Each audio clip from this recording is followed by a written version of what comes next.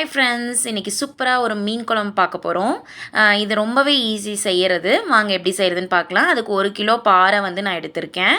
அதுக்கு ஃபஸ்ட்டு ஒரு எலுமிச்சை சைஸ் புளியை ஊற வச்சிடலாம். முன்னாடியே ஊற வச்சிட்டிங்க அப்படின்னா ரொம்பவே ஈஸியாக கரைஞ்சி வந்துடும். ஊற வச்சுட்டு ஒரு மிக்சி ஜாரில் ஒரு கைப்பிடி அளவு சின்ன வெங்காயம் எடுத்திருக்கேன். மீன் குழம்புக்கு சின்ன வெங்காயம் ஆட் பண்ணும்போது குழம்பு ரொம்பவே டேஸ்டியாக இருக்கும். 5லேருந்து 6 பல் பூண்டு எடுத்திருக்கேன். 3 துண்டு இஞ்சி. எல்லாமே நம்ம பச்சையாக தான் அரைக்க போகிறோம். ஸோ எல்லாமே மிக்சி ஜாரில் ஆட் பண்ணிடுங்க. 2 பச்சை மிளகா, 3 மீடியம் சைஸ் தக்காளியை சின்ன சின்னதாக கட் பண்ணி அதில் ஆட் பண்ணிக்கிறேன். 3 டேபிள் ஸ்பூன் தேங்காய் ஆட் பண்ணிவிட்டு 1 டேபிள் ஸ்பூன் சீரகம், 1/4 ஸ்பூன் மஞ்சத்தூள், 2 ஸ்பூன் கொத்தமல்லி பவுடர் எல்லாத்தையும் ஆட் பண்ணிவிட்டு காரத்துக்கு தேவையான மிளகாய்த்தூள் ஆட் பண்ணுறேன். நான் 1 ஸ்பூன் தான் ஆட் பண்ணியிருக்கேன். பத்தலைன்னா அப்புறம் திருப்பி ஆட் பண்ணிக்கலாம். இதில் ஜேபி மீன் குழம்பு மசாலா தான் நான் ஆட் பண்ணுறேன். எப்போயும் இது ஆட் பண்ணி செய்வேன். ரொம்பவே குழம்பு டேஸ்ட்டாக இருக்கும். அதில் ஒரு 2 ஸ்பூன் ஆட் பண்ணிக்கிறேன்.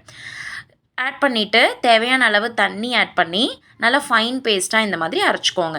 வாங்க எப்படி குழம்பு செய்கிறதுன்னு பார்க்கலாம். ஒரு மண் சட்டியில் செய்கிறேன். மீன் குழம்பு எப்போயுமே மண் சட்டியில் செஞ்சிங்கன்னா ரொம்பவே டேஸ்ட்டாக இருக்கும். அதுலேயும் நல்லெண்ணெய் ஆட் பண்ணும்போது இன்னும் குழம்பு டேஸ்ட்டாக இருக்கும்.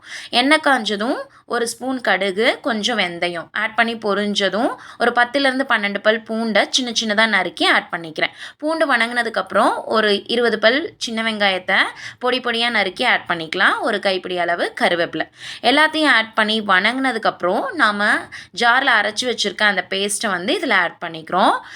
தண்ணி ஆட் பண்ணாமல் ஃபஸ்ட்டு புளி தண்ணியிலேயே அதை கரைச்சி விட்டுருங்க. அதுக்கப்புறம் நல்லா ஒரு 2 நிமிஷம் வணங்கினதுக்கப்புறம் தேவையான அளவு தண்ணி ஆட் பண்ணி உப்பை ஆட் பண்ணி மூடி வச்சு நல்லா 10 நிமிஷம் அந்த பச்சை வாசனை போகிற அளவுக்கு கொதிக்க விட்டுருங்க. இந்த அளவுக்கு எண்ணெய் திரண்டு வர அளவுக்கு கொதிக்கணும். அப்போ தான் அதோட ராஸ்மெல்லாம் போகும். ஏன்னா நம்ம எல்லாமே பச்சையாக அரைச்சி ஆட் பண்ணியிருக்கோம். ஸோ நல்லா குழம்பு கொதிக்க விடணும். தென் மீனை ஒன்று ஒன்றா ஆட் பண்ணுங்கள். ஃபுல்லாக அப்படியே போட்டுறாதீங்க. ஒன்று ஒன்றா ஆட் பண்ணி கரண்டி வச்சு கலக்காமல் அந்த குழம்புல மீன் டிப் ஆகிற மாதிரி மட்டும் நல்லா போட்டு விட்டுருங்க. ஒன்று ஆட் பண்ணிக்கிறேன். நான் ஒரு 3/4 கிலோ தான் ஆட் பண்ணியிருக்கேன். 4 பீஸ் பசங்களுக்கு பொரிக்கிறதுக்காக எடுத்து வச்சுட்டேன். அப்படியே டிப் பண்ணி அழகாக மூடி வச்சுருங்க.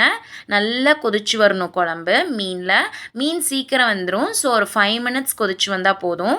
பாருங்கள் எவ்வளோ அழகாக எண்ணெய் திரண்டு மீன் குழம்பு சூப்பராக கொதிச்சு வந்திருக்கு.